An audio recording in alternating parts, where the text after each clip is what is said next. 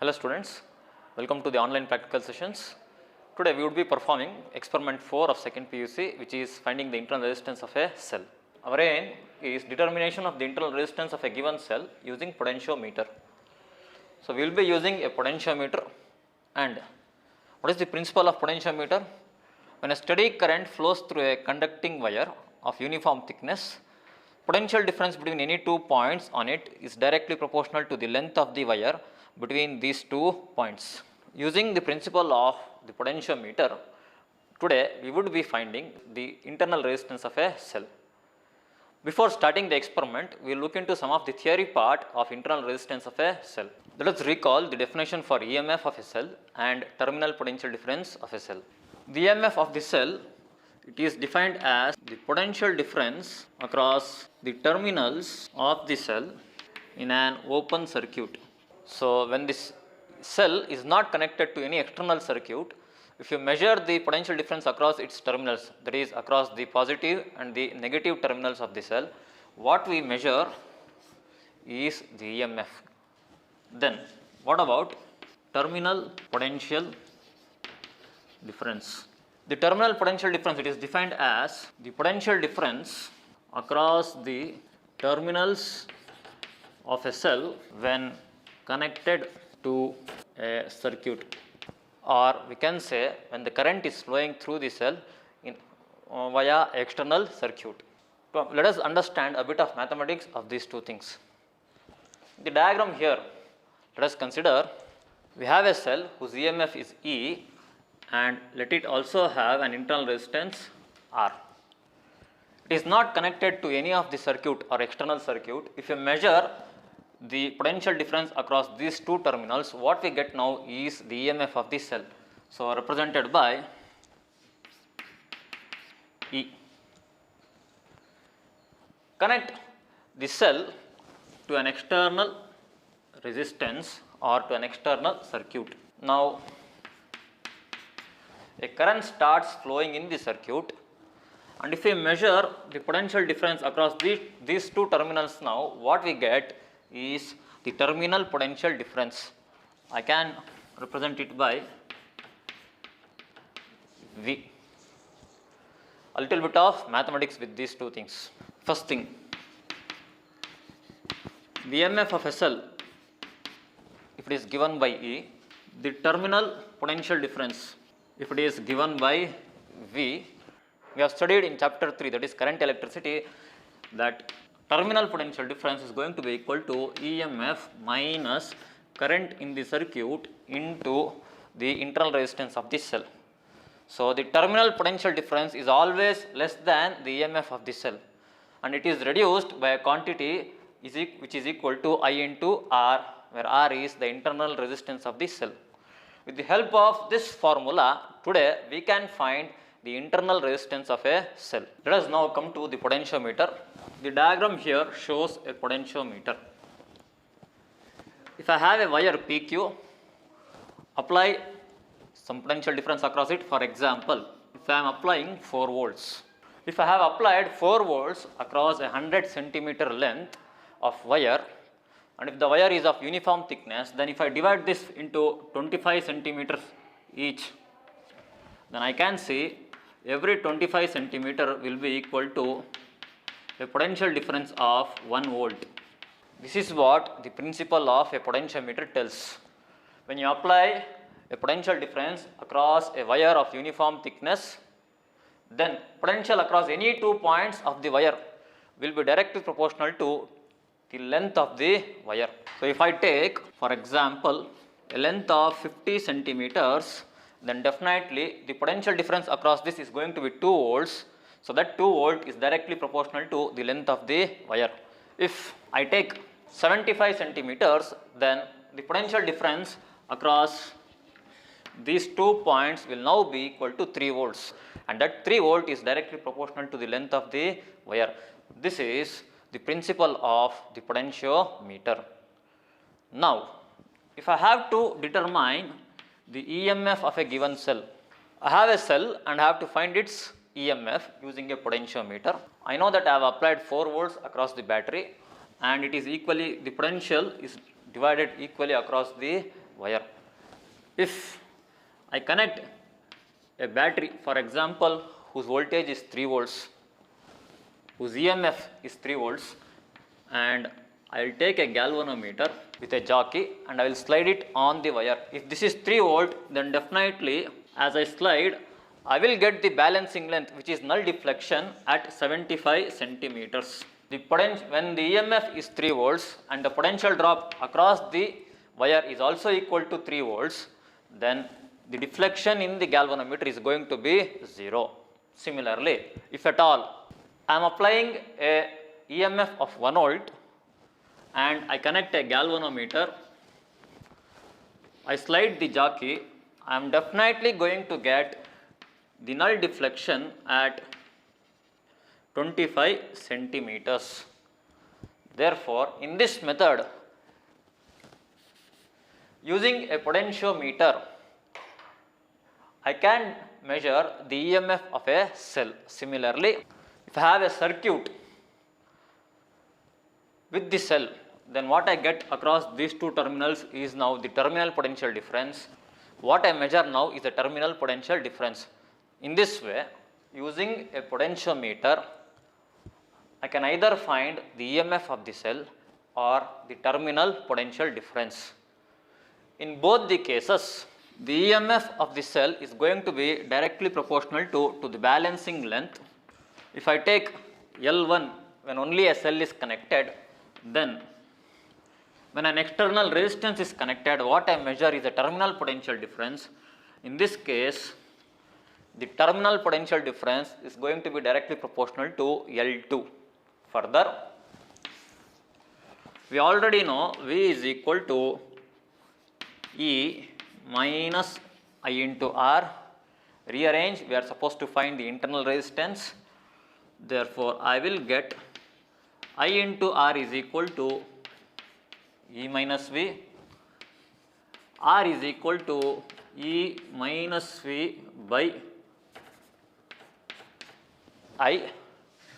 If current I is flowing through the resistance, then I know that I is equal to V by R.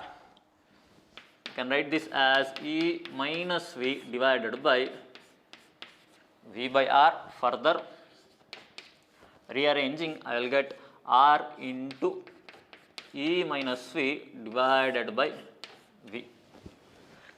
E is proportional to L1, V is proportional to L2.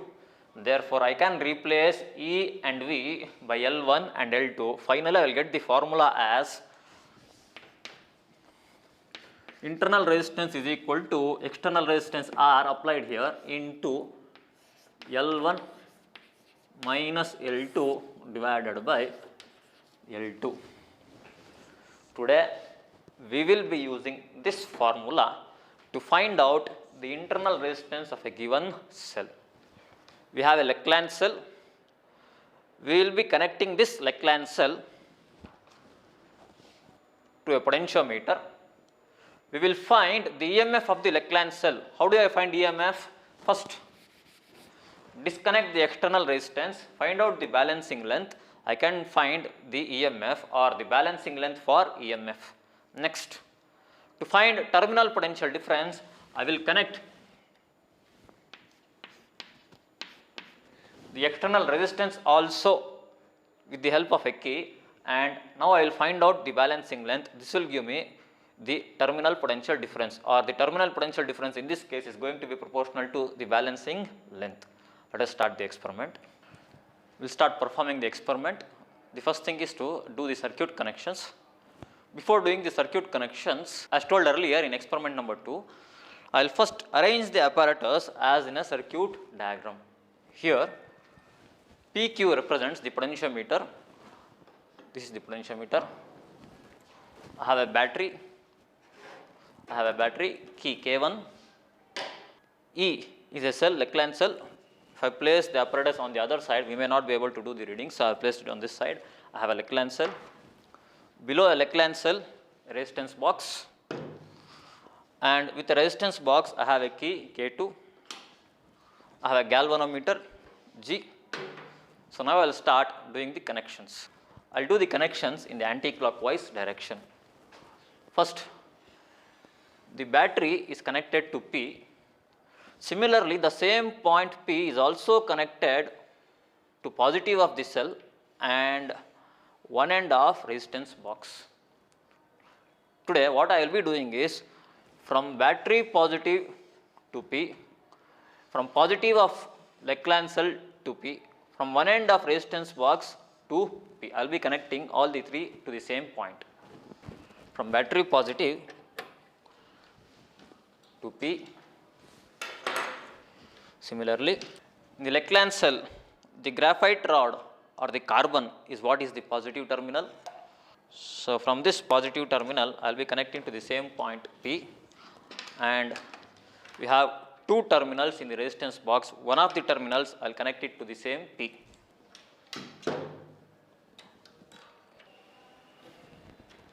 I have finished connecting all the three to the point P. Next, from Leclanche cell negative to galvanometer, zinc rod acts as negative. From Leclanche cell negative, I will be connecting to the galvanometer. Also, the resistance other end to key K2, from the other end of the resistance to key K2, let the key be open before you do the connections. Next, the other end of key K2 is connected to again the galvanometer. I will be connecting the other end of key K2 to the galvanometer. Next, the second terminal of the galvanometer goes to the jockey. This is the jockey. I will take a lengthier wire for the jockey. Next, I am left with, from point Q to one end of K1, from point Q to one end of K1, let the key be open. Next, from K1, the other end of K1 to battery negative. The battery negative is connected to the another end of the key K1. Before we start, always the keys are open. Let me switch on the power supply. The power supply is been set to 3 volts. So, I have already set it to 3 volts. Now, after setting the power supply or the voltage in the power supply, you can later switch on key K1. So, before I start doing the experiment, let us look into the circuit diagram once more. Look here, by tracing the lines what we are going to connect, all the connections are being complete and no connection is left untouched. Always trace the lines while you are doing the connections. We had started connecting anti-clockwise from battery positive. So, the battery positive, the positive of the cell of the Leclanche cell and one end of the resistance box, all are connected to the point P. Next, the battery negative goes to one end of the galvanometer. The other end of the resistance box is connected to key K2 and from key K2 to galvanometer. Next, we started from Q. From Q to key K1 and then from other end of K1 to battery negative. And of course, I forgot to mention the galvanometer, the free end, one more end of galvanometer is connected to the jockey. So, this finishes the circuit. Let us recall. First, we will find the balancing length only for EMF. So, if you want to find the balancing length for EMF of the cell, which means the external resistance has to be disconnected, that is the key K2 has to be open. So, closing only K1 and keeping K2 open, I will first find out the balancing length L1, which is the balancing length corresponding to the EMF of the cell. Let me start. I will plug in the key K1. First find out whether we are getting opposite deflections or deflections on both the sides. I am getting the deflection onto my left Let me see, will I get the deflection onto my right as well? Yes. Now I can find the balancing length.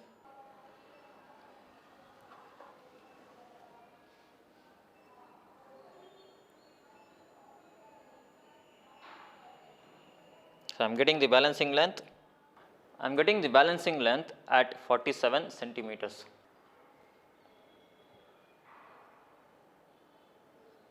So the balancing length is 47 centimeters. The reading has to be taken on the upper scale. So it is 47 centimeters. So I will note down the balancing length L1. It is 47.0 centimeters. This is for the EMF of the cell. Now, to find the internal resistance, I need to find the terminal potential difference, which means I have to connect an external resistance. Therefore, now plug in key K2 and I will remove some 5 ohms in the resistance box. I will find out the balancing length for terminal potential difference. Let me plug in K2 and unplug 5 ohms here. In the resistance box, I have unplugged 5 ohms. So I am introducing 5 ohms into the external circuit. Now I have plugged key K2. I will find the balancing length for this.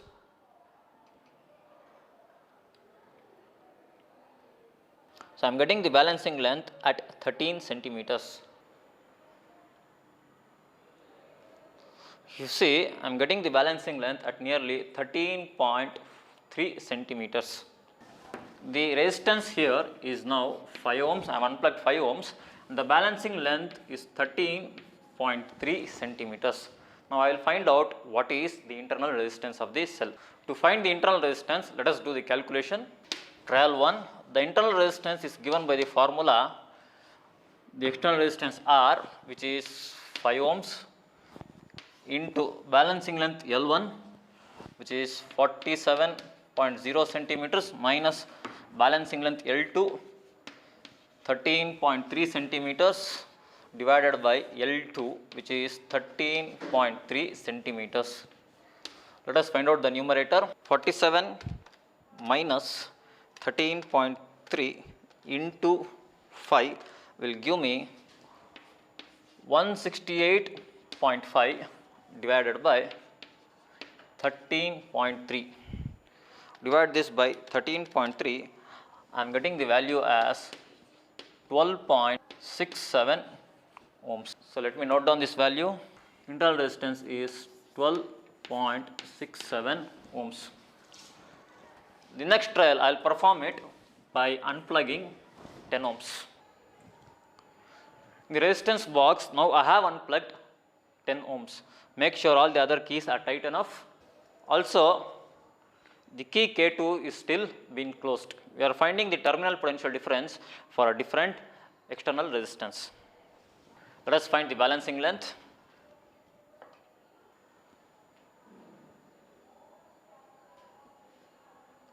So I am getting the balancing length at 16. For 10 ohm resistance in the external circuit, I am getting the balancing length as 16.0 centimeters. Let me calculate the internal resistance. The internal resistance is going to be 10 ohms into L1, which is 47.0 centimeters, minus 16.0 centimeter whole divided by 16.0.